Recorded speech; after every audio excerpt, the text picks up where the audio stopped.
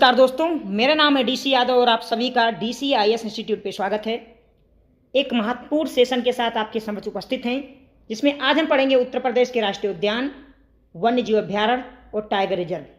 जो UPPCS, ROARO और UP police exam जो वर्तमान में हो रहा है, उसके लिए अति महत्वपूर्ण है। हमारे साथ आप नए हैं तो सब्सक्राइब कीजिएगा DCIS को। सेशन पसंद आता है तो लाइक कीजिएगा, नहीं पसंद आए तो डिसलाइक करने का पूरा अधिकार है आपके पास। साथियों, जो राष्ट्रीय उद्यान की शुरुआत हुई वो वन संरक्षण को लेकर हुई थी कि कैसे वनों को संरक्षित किया जाए। तो उत्तर प्रदेश में जो प्रथम वन नीति लागू की गई वो 1952 में की गई और 1952 से ही वन महोत्सव की शुरुआत हुई उत्तर प्रदेश में। फिर बाद में उत्तर प्रदेश ने 1988 में अपनी पहली वन नीति में संशोधन करके द्वितीय वन नीति की घोषणा की। वास्तव में साथियों, 1988 में राष्ट्रीय वन नीति लाई गई थी भारत सरकार के द्वारा, जिसके तहत राज्यों को 33.33% भागों पे वन के विस्तार को आवश्यक बताया था। उसके तहत सभी राज्यों ने संशोधन किए, उत्तर प्रदेश ने भी संशोधन किया, द्वितीय वन नीति लाई।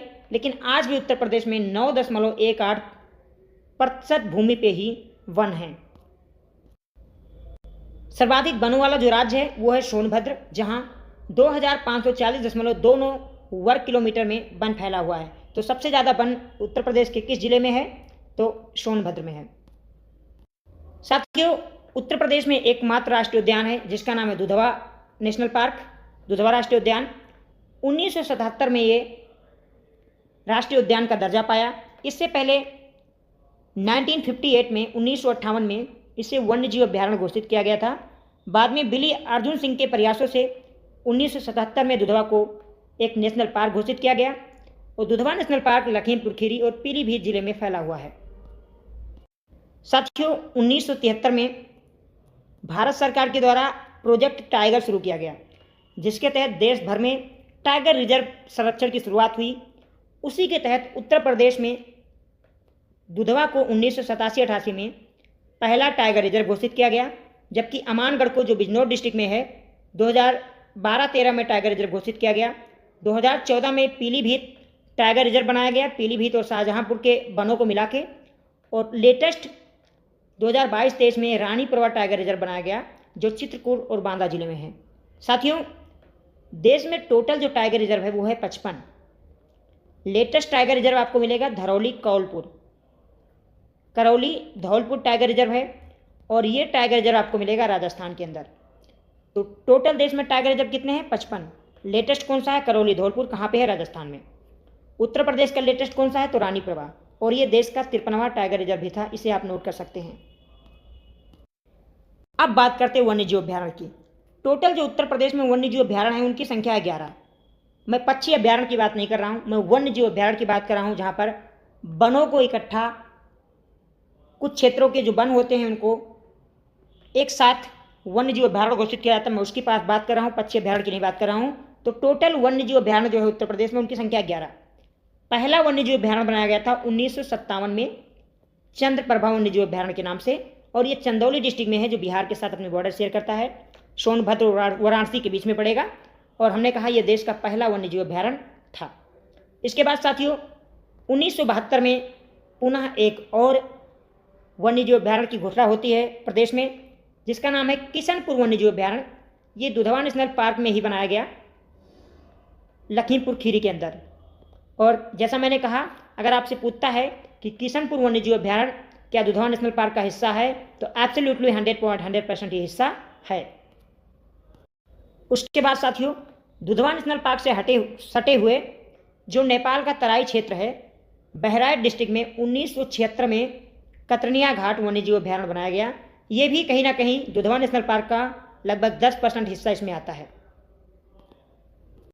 फिर हम पाते हैं कि 1977 में दो और नए वन्य जीव अभ्यारण्य की घोषणा होती है देश में। महावीर स्वामी वन्य जीव अभ्यारण्य जो ललितपुर में मिलेगा, और ये प्रदेश का सबसे छोटा वन्य जीव अभ्यारण्य है। अगर आपसे पूछा जाए कि उत्तर प्रदेश का सबसे छोटा वन्य जीव अभ्यारण्य कौन सा है, तो महावीर स्वामी वन्य जीव अभ्यारण्य है, जो ललितपुर डिस्ट्रिक्ट में है। साथियों, महावीर स्वामी एक नेशनल पार्क है जो आपको गोवा स्टेट में मिलेगा। गोवा में आपको महावीर स्वामी नेशनल पार्क मिलेगा, जबकि महावीर स्वामी जो वन्य जीव अभ्यारण्य है वो उत्तर प्रदेश के ललितपुर में पड़ेगा, जो प्रदेश का सबसे छोटा वन्य जीव अभ्यारण्य है। और 1970 में ही रानीपुरवा वन्यजीव अभ्यारण्य घोषित किया गया बांदा और चित्रकूट में। इसके अलावा साथियों 1979 में राष्ट्रीय चंबल वन्यजीव अभ्यारण्य की घोषणा होती है और ये आगरा और एटावा जिले में फैला हुआ है। 1982 में कैमूर वन्यजीव अभ्यारण्य की घोषणा की जाती है जो मिर्जापुर और सोनभद्र जिले में फैला हुआ है। इसके अलावा साथियों 1986 में प्रदेश का सबसे बड़े वन्यजीव अभ्यारण्य की घोषणा की जाती है जो मुजफ्फरपुर बिहार में है। मेरठ, हापुड़, अमरोहा, बिजनौर और गाजियाबाद में फैला हुआ है और ये 2073 स्क्वायर किलोमीटर में फैला हुआ साथियों। तो प्रदेश का सबसे बड़ा वन्यजीव अभ्यारण्य कौन सा है? तो हस्तिनापुर वन्यजीव अभ्यारण्य है। कितने जिलों में फैला है? तो मुजफ्फरनगर, मेरठ, हापुड़, अमरोहा, बिजनौर और गाजियाबाद में फैला हुआ है। फिर साथियों 1987 में एक साथ 2 नए वन्यजीव अभ्यारण्य की घोषणा होती है प्रदेश में। सोहागी बरवा वन्यजीव अभ्यारण्य जो महाराजगंज में मिलेगा। महाराजगंज साथियों नेपाल और बिहार दोनों के साथ अपनी सीमा बनाता है। सोहेलवा वन्यजीव अभ्यारण्य की घोषणा होती है। यह भी नेपाल के साथ सटा हुआ जो तराई क्षेत्र है गोंडा, बलरामपुर और श्रावस्ती में, इसे भी वन्यजीव अभ्यारण्य घोषित किया जाता है 1987 में। और 1989 में कछुआ वन्यजीव अभ्यारण्य की घोषणा की जाती है वाराणसी डिस्ट्रिक्ट में, जहां से प्रधानमंत्री मोदी चुन के आए हैं लगातार तीसरी बार। एक बार साथियों मैप में देख लेते हैं।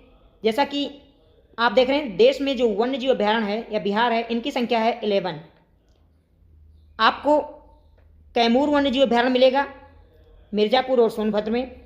वाराणसी जिले में कछुआ वन्यजीव अभ्यारण्य है, जबकि चंदौली में चंद्रप्रभा वन्यजीव अभ्यारण्य है जो देश का पहला वन्यजीव अभ्यारण्य था, 1957 में घोषित किया गया था। महाराजगंज डिस्ट्रिक्ट में आपको सोहागी बरवा मिलेगा। गोंडा, श्रावस्ती, बलरामपुर में सोहेलवा वन्यजीव अभ्यारण्य। बहराइच में कतनिया घाट वन्यजीव अभ्यारण्य।